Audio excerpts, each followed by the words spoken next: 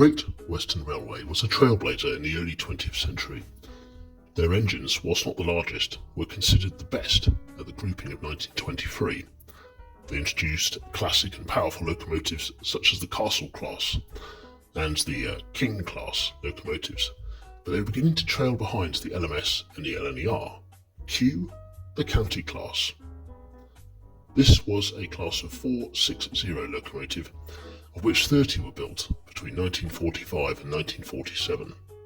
They were the final and most powerful development of the two-cylinder Saint class, which had been introduced in 1901. The chief mechanical engineer of GWR, Frederick Hawksworth, had hoped to design a Pacific class express locomotive for post-war traffic, but when he took office in 1941, he was prevented from doing so due to the fact that there was a war on. Instead, he was given authority to design a mixed traffic 460 locomotive. But rather than build new examples of existing designs, Hawksworth introduced the County class as a test bed for a number of ideas that he later hoped to incorporate into a GWR Pacific. Those GWR Pacifics would never materialise. The County class adopted a number of features that had been incorporated into the modified Hall classes. This new class utilised a double chimney from the off and a higher boiler pressure of 280 psi. The boiler was a development and used the same tooling as Stanier used in the LMS 8Fs. This cross-referencing occurred when some of Stanier's Class 8Fs were built at the GWR site in Swindon. The counties had a higher traction output than their Castle predecessors. There were some other changes to this locomotive class as well, which made them distinctive from other 460s. One of the differences, externally at least, was the straight nameplate rather than the curved ones, which made them particularly distinctive even to the untrained eye. The first batch of 20 were built at Swindon Works and delivered between August 1945 and March 1946, with a further 10 being built between April 46 and April 47. They were given the names of English and Welsh counties throughout. The county class had a mixed reception overall. Some traditionalists regard them as non-standard, expensive and unnecessary, whereas others consider them successful, free-steaming designs well suited to express and freight work and a fitting finale to the GWR.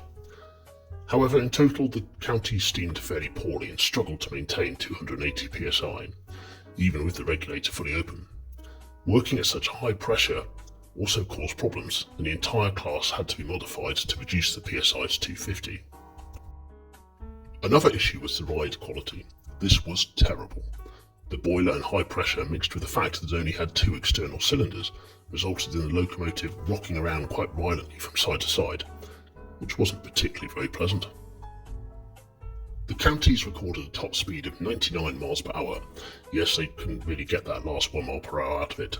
And this was conducted between Swindon and Bristol, where the driver, Bill Brown, was challenged to hit 100 by an unnamed passenger. He didn't make it.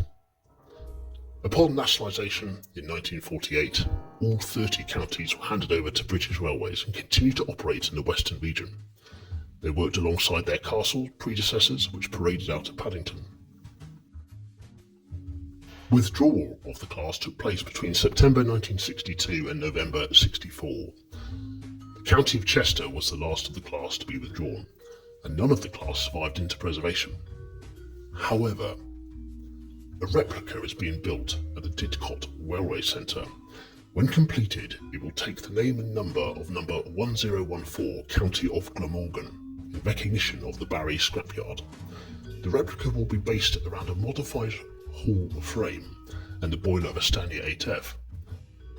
Unlike other new build projects of lost steam locomotives, this replica will be a mock-up of a previous locomotive. The most recent update was from December 2023, and the locomotive continues to take shape, with considerable progress ongoing. The coupling rods, crossheads and the vacuum pumps have now all been fitted, and the locomotive was used as part of a demonstration in September last year. So whilst the class didn't have a particular fanfare that the Castles or Kings might do, they were still a fairly good class, and to be fair, the swan song of the GWR. The Great Western Society project continues to build upon their legacy, quite literally. and hopefully the County of Glamorgan will hit the rails soon.